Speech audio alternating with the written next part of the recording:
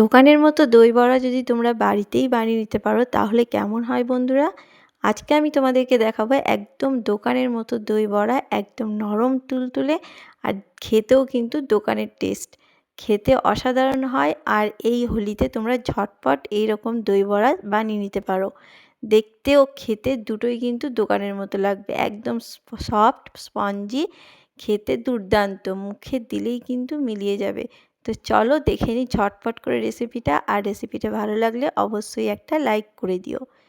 দেখো রেসিপিটা বানানোর জন্য এখানে আমি 200 গ্রাম মতন বিউলির ডাল নিয়েছি এবং বিউলির ডালটাকে ভালো করে 2 থেকে 3 বার ধুয়ে নিয়ে আমি এটাকে ভিজিয়ে নিয়েছি। এটাকে কিন্তু বেশ খানিকক্ষণ ধরে ভেজাতে হবে। আমি প্রায় 8 ঘন্টা মতন ভিজিয়ে নিয়েছি। দেখো ভিজেছে কিনা সেটা বুঝবে এই করে নখ দিয়ে টিপলে কিন্তু এটা ভেঙে যাবে। দেখতেই পাচ্ছ অনেকটা কিন্তু ফুলেও গেছে। বেশিক্ষণই ভেজানোর চেষ্টা করবে, তাহলে কিন্তু খুব সুন্দরভাবে তৈরি করতে পারবে। তো চলো, এটা আমার নিয়ে নিয়েছি। এটাকে এবার আমি একটা মিক্সি জারের মধ্যে নিয়ে নিচ্ছি। এটাকে আমি একটা পেস্ট বানিয়ে নেব। তার জন্য সমস্ত জলটাকে ঝরিয়ে নিয়ে আমি মিক্সি জারের মধ্যে নিয়ে নিচ্ছি। আমি কিন্তু এখানে ভাঙা বিউলির ডালটা ব্যবহার করেছি। তোমরা চাইলে কিন্তু গোটা বিউলির ডালও ব্যবহার করতে পারো, কিন্তু একটু বেশিক্ষণ ধরে কিন্তু এটাকে ভিজিয়ে রাখবে। যত বেশি ভিজবে তত কিন্তু ভালোভাবে তৈরি করতে পারবে। তো চলো এটাকে আমি ঘুরিয়ে নিয়ে তোমাদেরকে দেখাচ্ছি পেস্টটা ঠিক কেমন তৈরি হবে। আর প্রথমে কিন্তু একদমই জল দেবে না, জল ছাড়াই কিন্তু এইভাবে বেটে নিতে হবে। তারপরে একটু যদি জলের প্রয়োজন পড়ে সামান্য কিন্তু দিয়ে দিতে পারো। দেখে নিশ্চয়ই বুঝতেই পারছো ঠিক কতটা ঘন তৈরি হয়েছে। ঠিক এইভাবে কিন্তু প্রথমে এই ঘনত্বের কিন্তু তৈরি করে নিতে হবে। এরপর এটাকে আমাকে ভালোভাবে ফেটিয়ে নিতে হবে। এই ফ্যাটানোটা কিন্তু অবশ্যই ভালো করে করে নিতে হবে। ফ্যাটানোর ওপরেই কিন্তু এই যে বড়াগুলো হবে সেই বড়াগুলো নরম তুলতুলে তৈরি হবে। যত বেশিক্ষণ ধরে ফেটাতে পারবে ততটাই কিন্তু এই বড়াগুলো একদম স্পঞ্জি নরম তুলতুলে হবে। তো দেখো আমি প্রায় 2 থেকে 3 মিনিট কিন্তু এটাকে ভালোভাবে ফেটিয়ে নিচ্ছি। ফ্যাটালে দেখবে ফ্যাটানোর পরপরই কিন্তু কালারটা পুরো চেঞ্জ হয়ে যাবে। আর দেখো দেখতে পুরো ক্রিমি ক্রিমি লাগবে, একদম ক্রিমের মতন লাগছে। আর কালারটা কিন্তু চেঞ্জ হয়ে গেছে। আর কতটা ফ্ল্যাপি হয়েছে দেখে বুঝতেই পারছো, একদম অনেকটা কিন্তু বেড়েও গেছে। দেখে নিশ্চয়ই বুঝতেই পারছো। আর এটা পারফেক্ট হয়েছে কি না সেটা দেখার জন্য ওপর থেকে এইভাবে ফেলে দেখে নিতে পারো, বা একটা পাত্রের মধ্যে জল নিয়ে জলের মধ্যে এইভাবে ফেলে দেবে। দেখবে ওপরে যদি ভেসে থাকে তাহলে জানবে পারফেক্টভাবে কিন্তু এটা ফ্যাটানো হয়ে গেছে। তো চলো, এটা কিন্তু পারফেক্টভাবে রেডি হয়ে গেছে। এরপর আমি এর মধ্যে কিছু উপকরণ মেশাবো। দেখো এখানে অল্প একটু নিয়ে নিয়েছি গোটা জিরে, আর এখানে নিয়ে নিচ্ছি সামান্য লবণ স্বাদ মতন, আর নিয়ে নিচ্ছি একটু অল্প মৌরি। এইগুলো দিলে কিন্তু খেতে খুব সুন্দর টেস্ট লাগবে। তো এইগুলো দেওয়ার চেষ্টা করবে, তাহলে কিন্তু খেতে খুবই ভালো লাগবে। এগুলো মুখে পড়লে খুবই ভালো লাগবে। তো দেখো এবার আমি মিশিয়ে নিচ্ছি। এটাকে আর ফাটাবো না, এটাকে মিশিয়ে নিলেই কিন্তু হয়ে যাবে। তো চলো আমি এটাকে কিন্তু ভালোভাবে মিশিয়ে নিলাম। এটা আমার পুরো রেডি হয়ে গেছে, দেখে বুঝতেই পারছো। আর ঘনত্বটা নিশ্চয়ই তোমরা দেখেই বুঝতে পারছো। তো চলো এরপর ভেজে নিই। ভেজে নেওয়ার জন্য কিন্তু আমি গ্যাসের মধ্যে কড়াই চাপিয়ে নিয়েছি। কড়াইটা গরম হয়ে গেছে। এরপর আমি পরিমাণ মতন তেল দিচ্ছি। তেলটাকে হালকা গরম করে নিতে হবে, খুব বেশি কিন্তু একদমই গরম করবে না। আর গ্যাসের আঁচকে মিডিয়ামে রেখে দিতে হবে। দেখতেই পাচ্ছ ছাড়ার পরে কেমন গরম আছে, দেখে নিশ্চয়ই বোঝাই যাচ্ছে। টেম্পারেচার কিন্তু একদমই কম আছে। এই কম টেম্পারেচারে কিন্তু তোমাদেরকে বড়াগুলোকে ছেড়ে দিতে হবে। আর ছাড়ার সময় দেখতেই পাচ্ছ উপরে কিন্তু ভেসে উঠেছে। ঠিক এইভাবে কিন্তু করে নিতে হবে। মানে কতটা সুন্দর ফ্যাটানো হয়েছে দেখলে বুঝতেই পারবে, ওপরে একদম ভেসে থাকছে। এখান থেকে বোঝাই যাচ্ছে যে খুব সুন্দরভাবে কিন্তু এটা ফ্যাটানো হয়েছে। যত ভালোভাবে ফেটিয়ে নেবে তত ভালোভাবে কিন্তু এগুলো একদম ফ্ল্যাপি এবং খুব সুন্দর নরম তুলতুলে তৈরি হবে।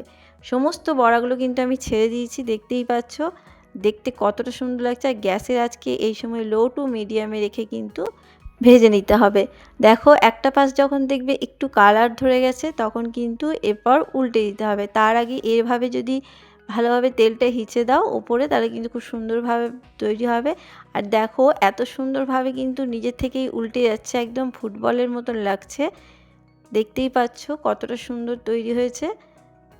একদম কিন্তু মনে হচ্ছে যেন রসগোল্লার মতো লাগছে। ঠিক এইভাবে বড়াগুলো যদি তৈরি করো না তাহলে কিন্তু খুবই সুন্দর খেতে হয়।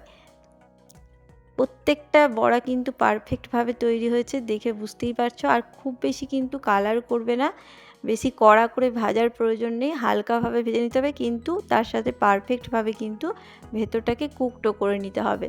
তো দেখো এইভাবে যদি চারিপাশে ওপর দিক থেকে এইভাবে নেড়ে দাও তাহলে কিন্তু চারিপাশ থেকে ভালোভাবে কিন্তু কুকড হয়ে যাবে। তো দেখো নাড়তে নাড়তে এই বড়াগুলো কিন্তু ভাজা হয়েই গেছে। ঠিক এরকম কালারই করে নেবে, খুব বেশি কিন্তু কালার করার দরকার নেই, আর বেশি কড়া করে ভাজারও প্রয়োজন নেই, তাহলে কিন্তু খেতে একদমই ভালো লাগবে না। তো দেখো বড়াগুলো কিন্তু আমার পুরো রেডি হয়ে গেছে, এরপর আমি কিন্তু তুলে নিচ্ছি। একদম পুরোপুরি পারফেক্টভাবে বড়াগুলো তৈরি হয়েছে, আর বড়াগুলো দেখো একদম সাইজগুলো কিন্তু পারফেক্ট হয়েছে। তো চলো আমি বড়াগুলোকে সমস্ত তুলে নিচ্ছি তেল থেকে। তো সমস্ত বড়া এইভাবে তুলে নিচ্ছি, এবং পরের ব্যাচে কিন্তু আরও কিছু বড়া আছে, সেগুলোকে ভেজে নেব। মাত্র 200 গ্রাম বিউলির ডাল দিয়ে কিন্তু আমার অনেকগুলোই বড়া তৈরি হয়ে গেছে। যত এগুলোকে ফেটিয়ে নেবে ততটা কিন্তু বেড়ে যাবে পুরো। দেখো এগুলো কি সুন্দর তৈরি হয়েছে, দেখে নিশ্চয়ই বুঝতেই পারছো। আর ভেতরটা কীরকম হয়েছে সেটাও তোমাদেরকে দেখিয়ে দেবো। দেখো সমস্ত বড়া আমি ভেজে নিয়েছি, আর কতগুলো বড়া তৈরি হয়েছে, আর একদমই নরম তুলতুলে তৈরি হয়েছে, দেখে বুঝতেই পারছো। আর ভেতরটাও কিন্তু খুবই পারফেক্টভাবে তৈরি হয়েছে, তোমাদেরকে আমি দেখিয়ে দিচ্ছি ভেতরটাকে। দেখো যখন দেখবে ভেতরটা ঠিক এইভাবে তৈরি হয়েছে, জালি জালি তৈরি হয়েছে, জানবে একদম পারফেক্টভাবে তৈরি হয়েছে। তো চলো আমার কিন্তু বড়াগুলো খুব সুন্দরভাবে তৈরি হয়ে গেছে, এরপর এগুলোকে রেডি করে নেব। কতটা নরম হয়েছে দেখতেই পাচ্ছ। তার আগে আমি তোমাদেরকে একটা মশলাও বানিয়ে দেখাচ্ছি। দেখো একটা ভাজা মশলা আমি তৈরি করে নেব, তার জন্য এখানে একটা তাওয়া চাপিয়ে নিয়েছি। তাওয়ার মধ্যে দিয়ে দিচ্ছি কিছুটা, মানে 1 চামচ মতন দিয়েছি গোটা ধনে, 1 চামচ দিয়েছি গোটা জিরে, আর 1 চামচ দিয়েছি গোটা মৌরি, আর দিয়ে দিচ্ছি 2টো শুকনো লঙ্কা। সমস্তকে ভালোভাবে কিন্তু একদম শুকনো খোলায় ভেজে নিতে হবে, গ্যাসের আঁচকে লো টু মিডিয়ামে রেখে। খুব বেশি কিন্তু লাল করে ভাজবো না, একটু হালকা ভেজে নিলেই হয়ে যাবে। তো দেখতেই পাচ্ছ এটার মধ্যে কিন্তু কালার চলে এসছে, একটু হালকা কালার চলে এলেই কিন্তু এটা হয়ে যাবে। তো এই মশলাটাকে অবশ্যই করে নেবে, এই মশলাটা দিলে কিন্তু খেতে অসাধারণ লাগবে। তো চলো এটা আমার হয়ে গেছে, এটাকে আমি নামিয়ে নিচ্ছি। এটাকে নামিয়ে আমি গুঁড়ো করে নেব। আর এদিকে আমি একটা তোমাদেরকে চাটনি তৈরি করে দেখাবো। দেখো চাটনিটা তৈরি করার জন্য এখানে একটা মিক্সি জারের মধ্যে নিয়ে নিয়েছি ধনেপাতা, অনেকটা পরিমাণে এখানে ধনেপাতা কুচিয়ে নিয়েছি, আর তার মধ্যে দিয়ে দিচ্ছি 2টো কাঁচা লঙ্কা, অবশ্যই ঝালটা কমিয়ে বাড়িয়ে নিতে পারো। আর নিয়ে নিলাম অনেকটা পরিমাণে তেঁতুল, তেঁতুলের জায়গায় তোমরা লেবুর রস ব্যবহার করতে পারো। আর এখানে দিয়ে দিলাম অল্প একটু লবণ আর 1 চামচ মতন চিনি। এবার এইটাকে দিয়ে পুরোপুরি একটা পেস্ট বানিয়ে চাটনি তৈরি করে নেবো। তো চলো এটা চাটনি বানিয়ে নিই। আর এইদিকে দেখো আমি জল রেডি করে নিয়েছি একটা পাত্রের মধ্যে, এখানে প্রায় 500 ml জল আছে, আর জলটার মধ্যে আমি এখানে দিয়ে দিচ্ছি লবণ আর চিনি। এখানে আমি 1 চামচ লবণ দিলাম, 1 চামচ চিনি দিয়ে দিলাম। ভালোভাবে কিন্তু এটাকে মিশিয়ে নিচ্ছি। এটার মধ্যে কিন্তু আমি বড়াগুলোকে ভেজাবার জন্য দিচ্ছি। লবণ ও চিনিটাকে ভালোভাবে কিন্তু জলের সাথে মিশিয়ে নিয়েছি, এরপর আমি এর মধ্যে বড়াগুলো দিয়ে দিচ্ছি। বড়াগুলো ভালোভাবে দিয়ে দিচ্ছি, যতগুলো আমার ধরবে আমি কিন্তু ততগুলোই দিয়ে দিচ্ছি। তো দেখো আমি কিন্তু এতগুলো বড়া দিয়ে দিয়েছি। এরপর এই জলের মধ্যে আমি যে ভাজা মশলাটা তৈরি করেছিলাম সেটাকেও একটু দিয়ে দিলাম, এতে কিন্তু খুব ভালো লাগবে টেস্টটা। তো দেখো আমি কিন্তু বড়াগুলো ভালোভাবে ভিজিয়ে নিয়েছি, এরপর এটাকে আমি প্রায় 10 মিনিটের জন্য রেখে দেবো। খুব বেশিক্ষণ কিন্তু রাখবো না, কারণ আমার এমনিতে কিন্তু বড়াগুলো খুবই নরম ও স্পঞ্জি হয়েছে, তো বেশিক্ষণ সময় লাগবে না। তো চলো 10 মিনিট পর ফিরে আসছি। ততক্ষণে আমি দেখো এদিকে একটা পাত্রের মধ্যে নিয়ে নিচ্ছি দই। এখানে আমি 200 গ্রাম মতন দই নিচ্ছি। 200 গ্রাম দইকে আমি এখানে দিয়ে দিলাম, যেহেতু আমি সমস্ত বড়া কিন্তু করব না, কিছুটা বড়া তোমাদেরকে আমি করে দেখাচ্ছি। তার মধ্যে দিয়ে দিলাম এখানে বিট লবণ, আর দিয়ে দিচ্ছি পরিমাণ মতো চিনি, মানে চিনিটা তোমরা নিজেদের মতন করে দেবে।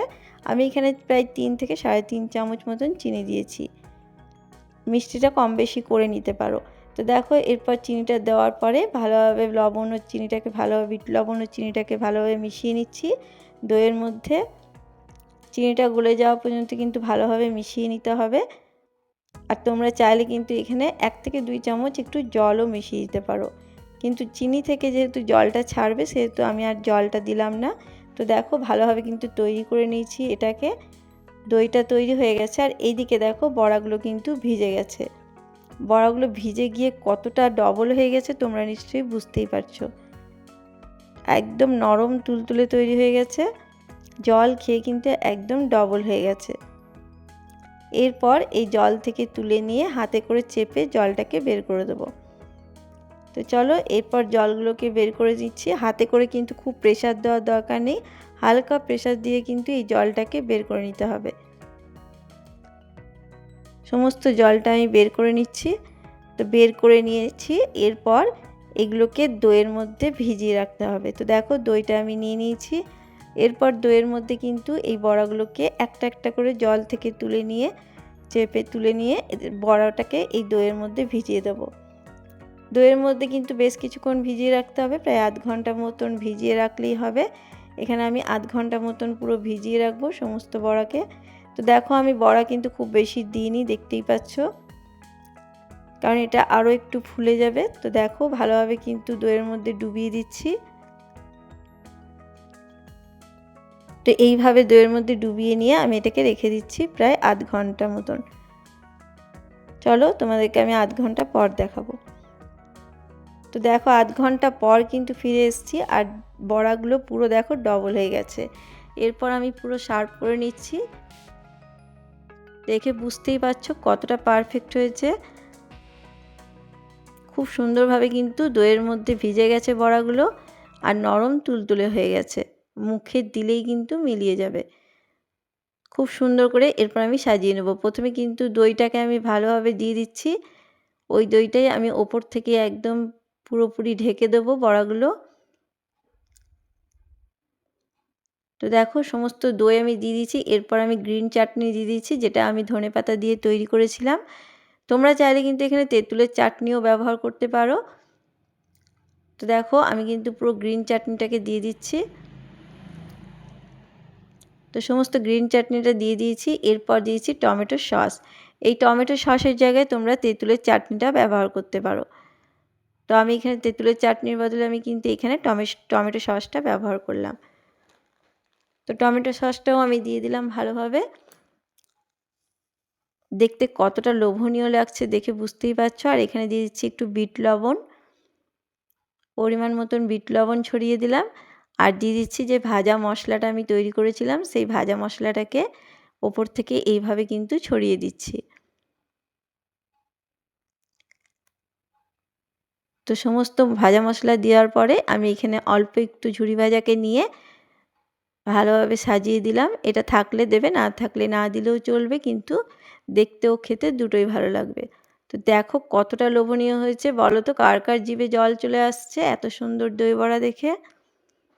অপূর্ব স্বাদের এই দই বড়া একবার বাড়িতে তৈরি করে দেখো, দোকান থেকে আর কিনে আনতেই হবে না, এতটা পারফেক্ট হয়েছে। আমি যে পদ্ধতিতে তৈরি করলাম একবার শুধু এই পদ্ধতিতে তৈরি করে দেখো বন্ধুরা, দোকানকে হার মানিয়ে দেবে, এত ভালো হয় এই দই বড়াগুলো। আর কতটা নরম হয়েছে তোমরা দেখে নাও শুধু, একদম নরম তুলতুলে, মুখে দিলেই কিন্তু মিলিয়ে যাবে। কেমন লাগলো আজকের আমার এই দই বড়া রেসিপি বন্ধুরা? যদি ভালো লাগে অবশ্যই কিন্তু লাইক করে দিয়ে আমার চ্যানেলটাকে সাবস্ক্রাইব করে দিয়ে আমার পাশে থাকার অনুরোধ রইল। আজকে এই পর্যন্তই, সবাই ভালো থেকো।